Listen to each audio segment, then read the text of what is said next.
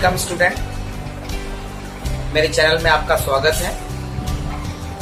आज हम इंटरमीडिएट के अंतर्गत क्लास 11 इंग्लिश में poem number 1 a photograph written by Shirley Toulson की कविता को जानेंगे।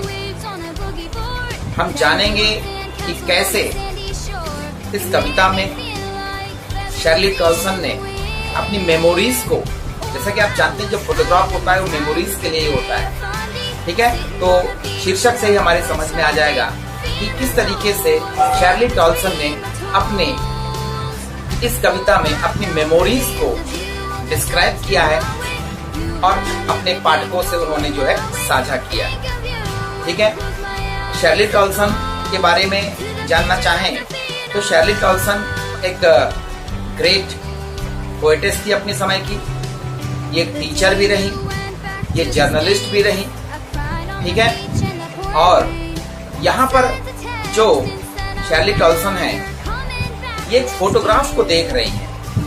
थोड़ा सा आउटलाइन हम ले लेते हैं ताकि हमें समझने में दिक्कत नहीं आएगी। तो यहाँ पर जो फोटोग्राफ है, फोटोग्राफ को लेकर के ही पोयम की रचना हुई है, जिसमें कि शर्ली टॉल्सन जो है अपनी माँ की जो है एक फोटोग्राफ को देख रही है, जिसमें कि उनकी माँ की जो है 2 चचेरी बहनें हैं और उनकी माँ जो है उनके मध्य में है और तीनों भी जो है एक दूसरे के हाथ पकड़ करके समुद्र के किनारे जो है टहल रहे हैं। ऐसी एक फोटो जो है उनके घर में थी शर्ली टॉल्सन की, और उसी फोटो को देख करके वो अपनी पुरानी यादों को ताजा कर रही हैं। तो आइए हम थोड़ा सा डिटेल पढ़ते हैं इसमें, line to line Hindi explanation हमको इसमें देखना है।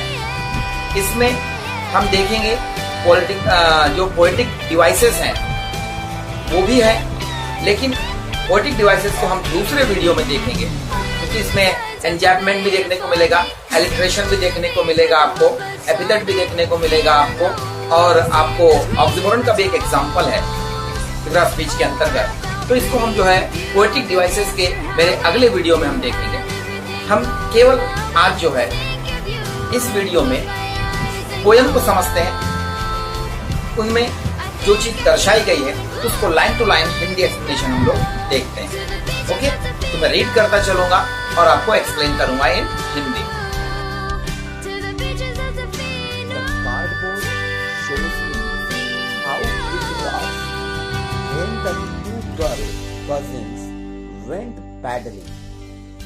द कार्डबोर्ड का मतलब यहाँ पर फोटोग्राफ से है। शोज मी मतलब मुझे दर्शाता है। How it was, वो कैसे थे। When the 2 girl cousin went paddling, जब वे 2 चचेरी बहनें, when the 2 girls cousin का मतलब चचेरी बहनें went paddling, went का मतलब जाते थे, पैडलिंग का मतलब होता है यहाँ पर जो है समुद्र के किनारे जो छिछला पानी होता है, कम जो जैसे कि लहरें आती है उसमें जो पानी आता है हल्का सा, उस पानी में जो है टहलना, उसको यहाँ पर पैडलिंग कहा गया है, ठीक है। The cardboard shows me how it was when the 2 girl cousin went paddling. मैंने फोटोग्राफ में जो फोटो दिखाई दे रही है उसमें ये शो हो रहा है, वो शो कर रहा है फोटोग्राफ कि हम किस प्रकार, मैंने उनकी माता जो आपकी यहाँ पर पोएटेस है शर्ली टॉल्सन, उनकी माता जो है मतलब 2 गर्ल कजिन अपनी 2 चचेरी बहनों के साथ में किस प्रकार से जो है समुद्र किनारे जो छिछला पानी रहता है जो आते रहता है लहर से, उसमें किस प्रकार टहलते हैं, उसी का वो फोटोग्राफ। मैंने फोटोग्राफ में ये चीज दिखाई दे रही है कि 3 लड़कियां जो है पैडलिंग कर रही हैं समुद्र किनारे, ठीक है। Each one holding one of my mother's hand, और ईच वन माने दोनों जो चचेरी बहनें हैं वे दोनों जो है ना, ईच वन होल्डिंग माने पकड़े रहना, one of my mother's hand मेरी माँ के जो है मतलब हाथ को पकड़े हुए, एक तरफ से एक कजिन पकड़े हुए और एक तरफ से एक कजिन पकड़े हुए, जब वो टहल रहे हैं, वो फोटो में दिख रहा है कहने का मतलब, ठीक है।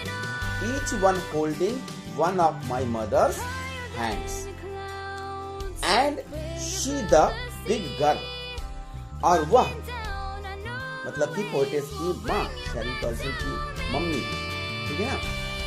And she the big girl, वह जो है सबसे बड़ी है, ठीक है।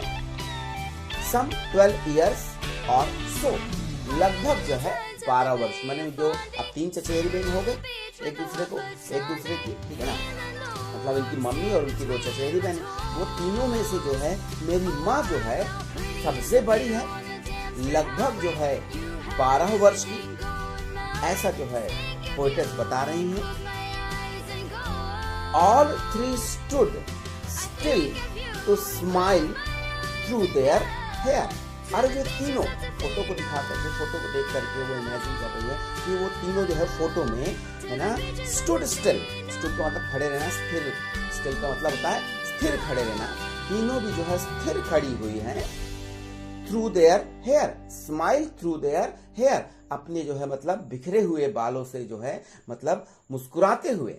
एक्चुअली आप जानते हैं कि समुद्र किनारे जो है हवा चलती है ना, तो वैसे ही जो है हवा वहां चल रही होगी, और उन हवा चलने के कारण जो उनके जो बाल है वो उनके चेहरे पर आ गए थे, और उस जो है बालों भरे चेहरे से ही जो है वो देख करके मुस्कुरा रही थी। जैसा कि आप जानते हैं कि जब भी हम फोटो खिंचवाते हैं तो हम थोड़ा सा स्माइल देते हैं, एक पोज देते हैं स्टिल हो करके, है ना, उस पोज को देख करके। तो उसी प्रकार से वहां पर जो है पोएटेस जो उस फोटोग्राफ में देख रही हैं, जिसमें कि उनकी माँ मध्य में है और उनकी चचेरी बहनें दोनों तरफ हैं, उनका हाथ पकड़े हुए हैं, और वे तीनों जो है एक पोज दे रही हैं, जिनमें कि उनके बाल जो है हवा के कारण बिखरे हुए हैं, और उनके मध्य से जो है वे मुस्कुरा रही हैं।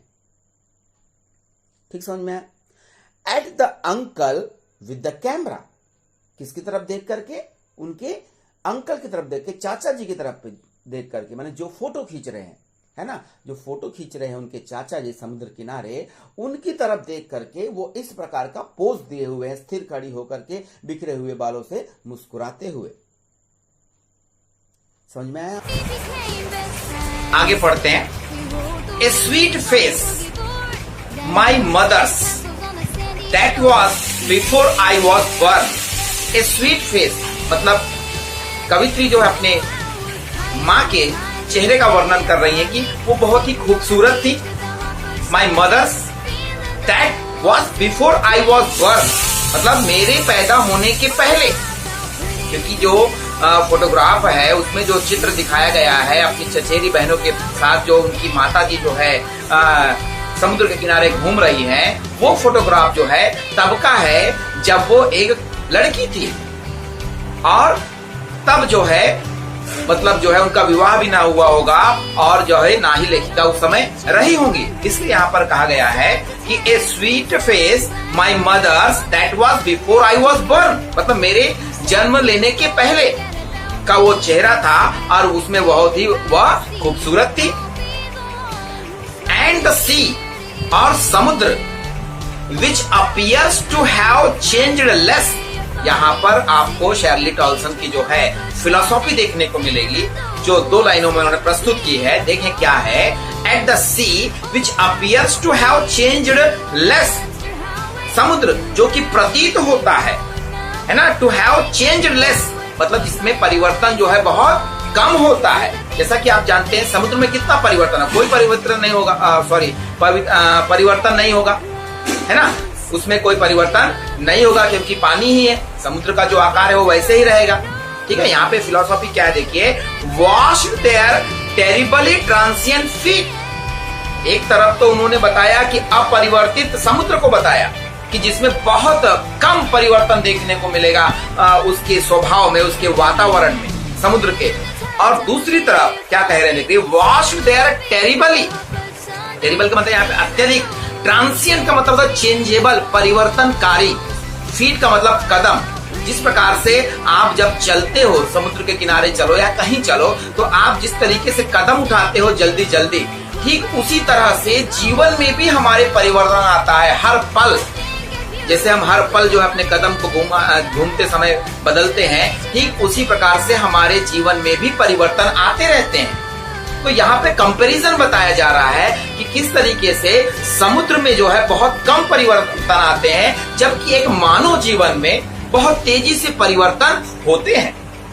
और वो फोटो को देख करके शेरली टॉल्सन यहाँ पर यही बताना चाह रही है यादों के माध्यम से कि किस तरीके से परिस्थितियां समय के साथ बदल जाती हैं, जबकि कुछ चीजें जो होती हैं वो नहीं बदलती हैं, मसलन आपका समुद्र। और जबकि दूसरी तरफ एक ह्यूमन लाइफ की बात बता रही है वो, जो कि बहुत ही ट्रांसिएंट होता है, बहुत ही चेंजेबल होता है। ये फिलॉसफी उन्होंने यहाँ पर रखी है। ठीक है, आगे पढ़ते हैं। Some 20-30 years later, she had laughed at the snapshot. आगे क्या कह रही है देखिए, यहाँ पे मेमोरीज के अंदर मेमोरीज बताई गई।